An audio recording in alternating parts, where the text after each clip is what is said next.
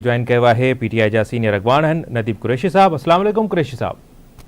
वालेकुम अस्सलाम जी कुरैशी साहब, आज अली अमीन गंडापुर साहब ने दो बातें कही है। एक तो कहा है कि अगर कोई रिश्वत ले तो उसका सर फाड़ दें, और दूसरा उन्होंने कहा है कि हमें धमकियां ना दें। हम उस पर भी बात करेंगे, लेकिन इतना सख्त मौकफ जो है इस पर पाकिस्तान मुस्लिम लीग नून का ये मौकफ आया कि ये पीटीआई और टीटीपी का एक ही मौकफ है। आप क्या कहेंगे अली अमीन गंडापुर साहब के इस आज वाले मौकफ पर? देखिए, अली अमीन गंडापुर साहब ने इस्तलाहन एक बात की है। वो सूबे के चीफ मिनिस्टर हैं, चीफ एग्जीक्यूटिव हैं।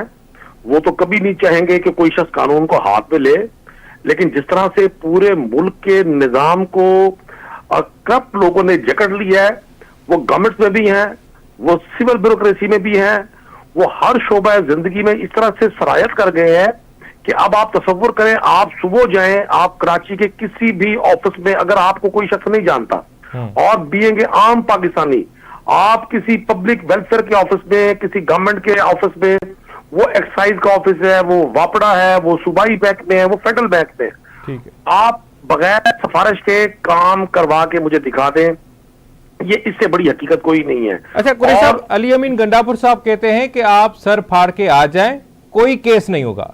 चीफ मिनिस्टर आप मैं गुजारिश करूं, हाँ। मैं गुजारिश करूं, शायद वो ऐसा नहीं कहना चाहते थे। उनका मौकिफ ये था कि उनके लहजे से, उनके गुस्से से जो सूबाई जो महकमे हैं, उनमें थोड़ा सा ये एहसास जिम्मेदारी पैदा होगा कि लोग इस हद तक तंग हैं।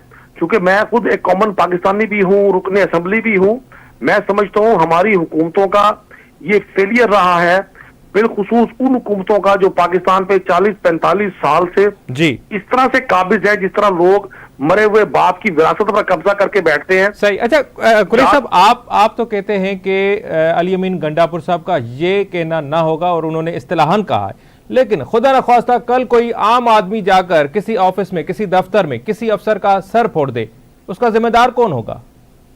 देखिए, मैं आपको गुजारिश करूं, इस्तिलाहन ये बात होती है। मैं फिर आपको बता दूं, आपने सुना होगा शहबाज शरीफ साहब कहा करते थे, मैं आसिफ जरदारी का पेट फाड़कर पाकिस्तान की रोटी रकम वापस लूंगा। तो क्या उन्होंने पेट फाड़ दिया था या किसी और? उन्होंने खुद के लिए कहा था कि मैं ये ऐसा करूंगा, लेकिन अली अमीन गंडापुर साहब जो है वो कह रहे हैं कि आप सर फाड़ के फिर आ जाएं, कोई केस नहीं होगा। जी, मैं गुजारिश करूं आपको एक्सीलेंसी, देखें जहां हालत पहुंच गई है, जहां हालात हमने पहुंचा दिए हैं, वो दो जमातें, आप सिंध में बैठे हुए हैं, सिंध में 20 साल से हुकूमत है आपकी एक मखसूस पार्टी की। आप कश्मीर से शुरू हो, जैकबाबाद कंदकोट से चलते हुए लड़कर और कराची आ जाए, आप किसी कॉमन मैन को बता दें, मुझे वो साबित कर दें कि वो कॉमन मैन एजुकेशन डिपार्टमेंट में जाए, एक्साइज में जाए।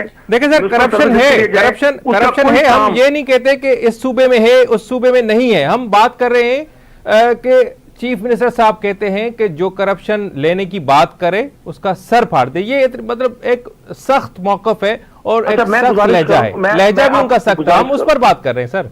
मैं गुजारिश करूं, अगर इन अल्फाज की बजाय अली अमीन गंडापुर साहब दूसरे लफ्ज इस्तेमाल करते तो वो ज्यादा मुनासिब था। यस, मैं जाती तौर पे समझता हूं जो लीडर होता है, जो क़यादत कर रहा होता है, उस पर एहसास जिम्मेदारी आम कॉमन मैन की निस्बत ज्यादा होती है, क्योंकि लीडर के कहे हुए लफ्ज उनकी बड़ी अहमियत होती है।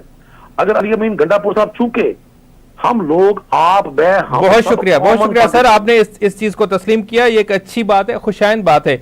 अच्छा कुरैशी साहब, हम अगर बात करें, आज अली अमीन गंडापुर साहब ने यह भी कहा है कि हमें धमकियां मत दें और आपकी भी FIR कटी हुई है तो हम आपके घर